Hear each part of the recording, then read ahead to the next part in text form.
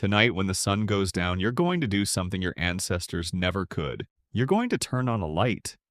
And with that single action, you'll erase something humans lived with for 300,000 years. Darkness, real darkness, the kind where you can't see your own hand in front of your face, the kind your ancestors sat inside every single night. But here's the question nobody asks. What did they actually do in there? The obvious answer is sleep. But that's wrong.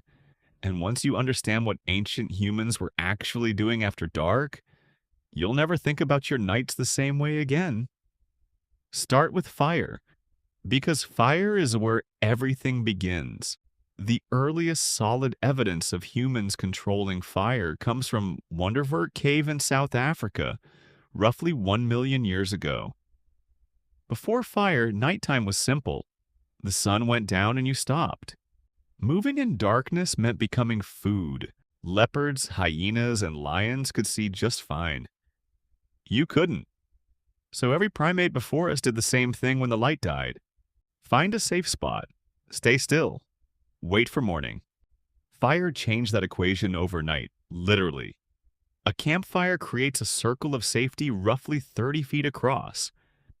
Inside that circle, predators won't come.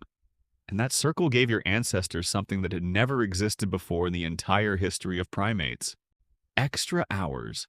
Before fire, the useful day ended at sunset. Maybe 12 hours in summer, as few as 8 in winter. Fire suddenly handed back 2 to 4 hours every single night. And over thousands of generations, what humans did with those hours changed our species completely.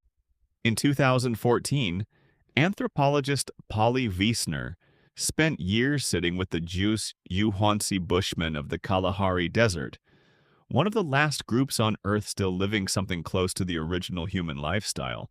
She recorded every conversation she could. What she found was extraordinary.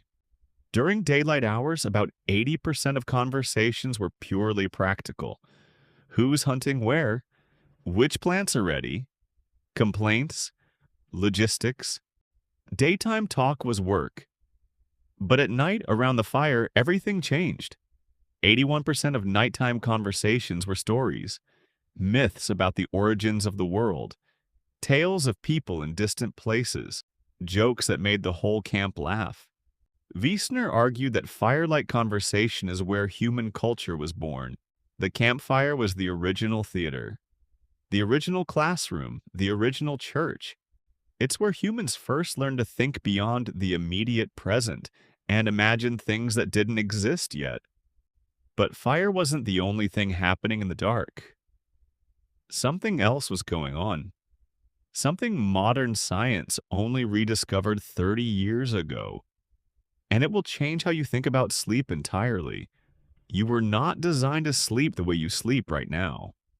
In 2001, historian Roger E. Kirch published a paper that shook sleep science to its foundation. He had spent 16 years digging through historical records, prayer books from the 1400s, court records, diaries, medical texts, letters from ordinary people. Over 500 references spanning centuries. Every single one of them mentioned the same thing: first sleep and second sleep. Before the industrial age, humans didn't sleep in one continuous block.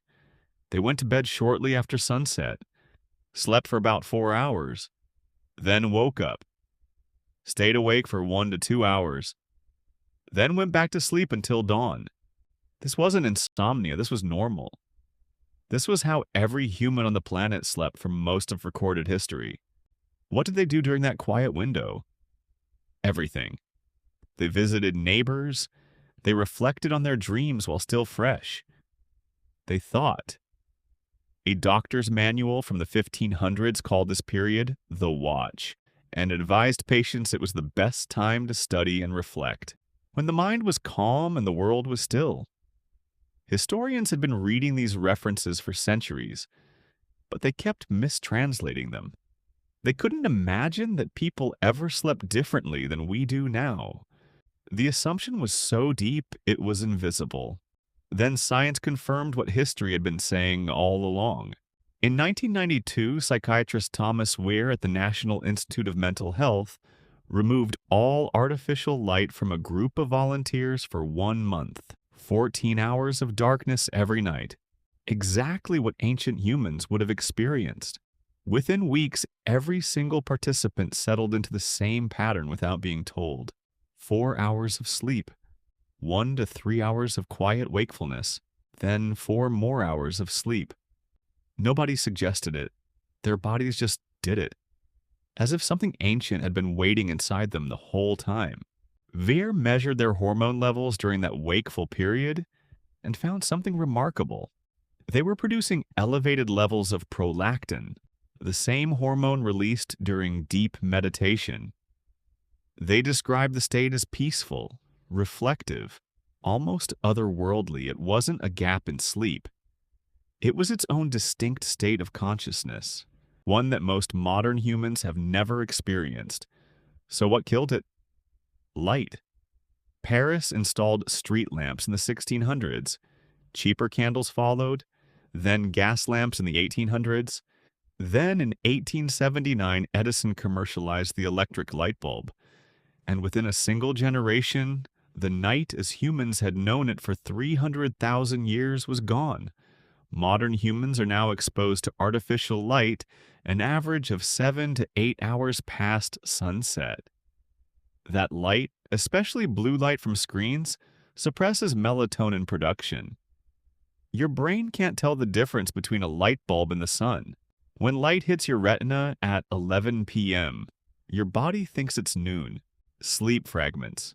Circadian rhythms built over millions of years quietly collapse. Researchers found that just 1 week of camping with no artificial light resets your melatonin cycle by nearly 2 hours. Your body starts producing it at sunset, exactly as it was designed to. That's all it takes for 300,000 years of programming to reassert itself. We didn't just change when we sleep. We erased an entire phase of human consciousness. That quiet, meditative window between first and second sleep doesn't exist for most people anymore. Instead, we have insomnia, and we treat it like a disorder. But what if it's not a disorder at all? What if waking up at 2 a.m. and lying there in the dark isn't your body malfunctioning? What if it's your body remembering exactly what it was built to do? For 300,000 years, your ancestors spent those hours in silence, thinking, reflecting, telling stories that built civilizations, and then someone invented a light switch. We traded an entire state of human consciousness for the ability to see at night, and most of us never even knew what we lost.